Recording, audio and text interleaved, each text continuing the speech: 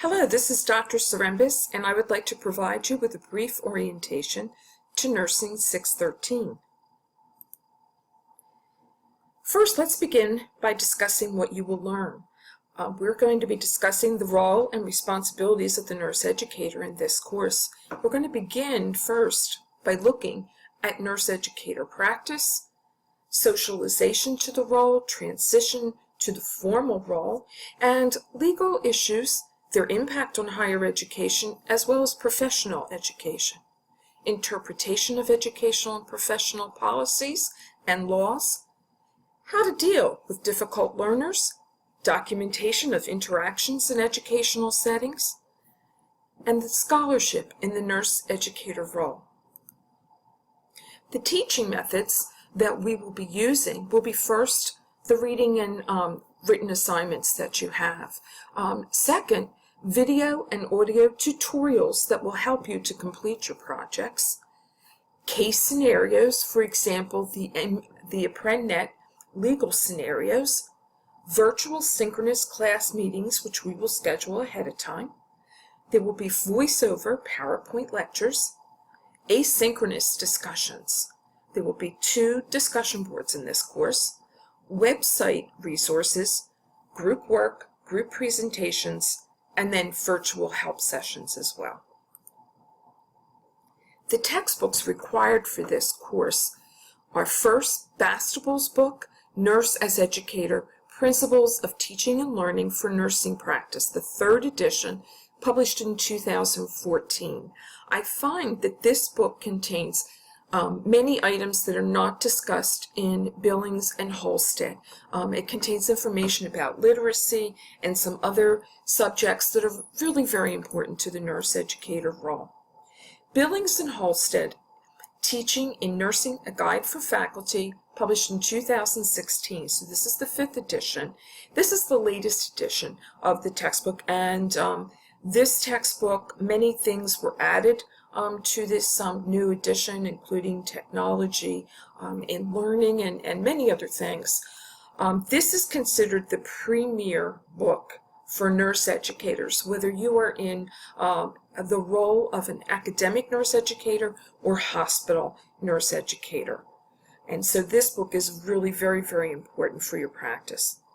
Also, please know how to get to an internet copy of the professional and vocational standards for the State Board of Nursing in which you work, the most current edition for that. You can find these online. They may be called the Professional and Vocational Standards.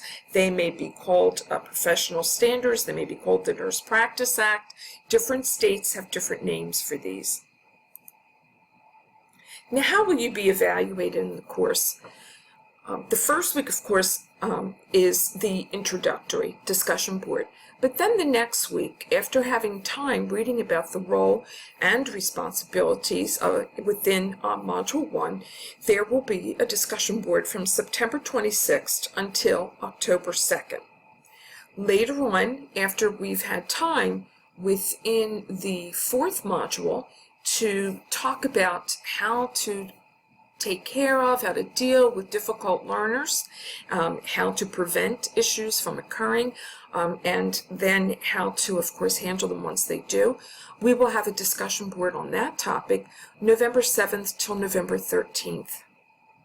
As that is running, each of those 10% for a total of 20%, as that is running, we'll also be doing legal case scenarios through ApprenNet. Now, I need to explain, you may have used ApprenNet in ethics, in nursing 502, back at one of your core courses. You may have also used it in another nurse educator course. They are changing their name from ApprenNet to Practice. They haven't officially changed everything, so I will use the name ApprenNet for now, because the company is trying to officially change everything. This is set up under a link in your course called ApprenNet. And what we will do is we have 4 case scenarios. You will need to review 2 of those and respond to the video challenge. And you'll learn more about that as time goes. That does not start until week 4 of the course. So that you have a week to complete that. And what you will do is respond to any 2 of the video scenarios. Next will be a peer review, where you review 2 of your peers for each of the 2 videos that you've already responded to in the challenge. So that becomes a total of 4 videos, and what you do is you will rate them according to a rubric that's already in the ApprendNet tool. Next will be the expert response, and you'll listen to Dr. Kathy Anselmi, who is also one of our faculty and a lawyer herself. She will respond to each of those video challenges, and so you can listen to those. Next, you'll be able, and I will be grading your responses during that period of time. That will be week 6, and then on week 7 you do not have to respond to anything, but you do have to review what the peers have said about you, and then a recap of everything. I will open up those videos that were rated most highly by your classmates. Next will be the nurse education and abstract poster. It's 40%, 20% for each part. This is a group project. And what you will do is your topic will be due on September 30th. You will get into groups first thing as you come into the course. I will give you details, and so will Dr. Depew for her group, on how you will get into groups. Next, after you have a topic that you feel applies to the assignment, you'll be doing an education abstract. What it is the simulated poster session, just like you would do if you were going to a nurse educator conference. And so then you'll, with my help, as you're in your group sections, be developing your education abstract. And I have a due date for that. And then you'll develop an actual poster.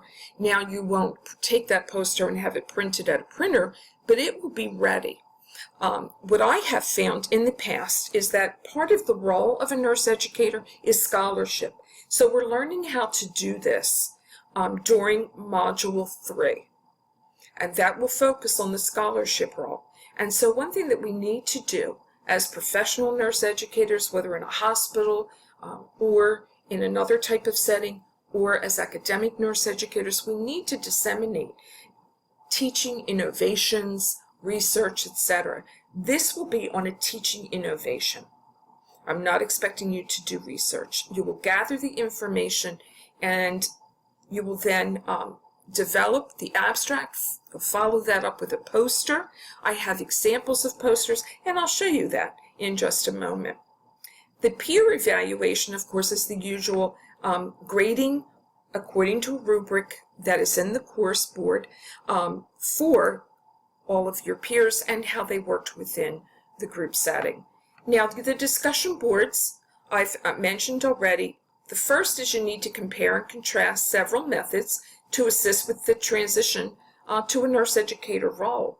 The second one, you'll be describing your experiences with learners who have been involved with various types of problematic behaviors. You discuss any interventions to prevent academic dishonesty, incivility, and they are used as well as those you might want to suggest yourself. Then I was talking about the legal case scenarios, the 4 different stages that we will be going through. This is the link down in ApprendNet right here. And you will click on that, pardon me. You will click on that link, and what will happen is that will take you right out to the case scenarios. However, right in this ApprendNet link within Blackboard, I have all of the directions for each of the stages set off as a separate item right here going down the line. Now, the education abstract and poster, as I said, part of the role of a nurse educator is scholarship and is to disseminate information on anything new and interesting that you may have come up with to teach a course or to teach other staff nurses.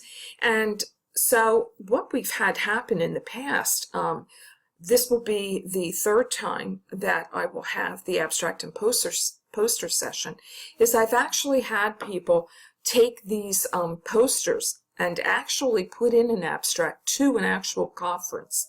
And they have presented them at national conferences. We will be doing this for a simulated assignment, so you will find as you go into Blackboard an actual call for abstracts, and you'll see where that is in a second. Now this is what we call a scaffolded project, so that first at the bottom, at the base, you will build your topic. What do you think you will be interested in? Is it something that's more for the academic setting? Is it something that's more for a nurse educator working in a hospital setting? And what might that be? What innovative type of thing for the educational setting do you have? Is it a way to teach? Is it something to teach? The abstract then will be developed, and there's parameters for that. You will submit that, but while you're working in the groups, I will be assisting you. And then you will develop the poster. So now let's see what some of the items are that will help you do that. Well, there's a binder of tips for abstract and poster development that I've put together, and that looks just like a binder there. And this is directly placed into Module 3 in your course shell. So really within that first week when you're trying to decide what you need to do, I urge you to go to this binder. It gives a description of everything that you can find there. And let me show you what you will see. When you open up that binder, you'll see a table of contents to your left. And it starts off with a list that the faculty will be using to put the group topics and who the group members are. Then it provides you with a really brief video, 4 minutes, on what scaffolding means, because I think this is also an opportunity to learn what does scaffolding a project mean. You'll be able to see the call for abstracts, and then here, make or design your own posters. And you'll click on this link, and you will take you to templates. And I've already given you dimensions, a 36 by 48 poster.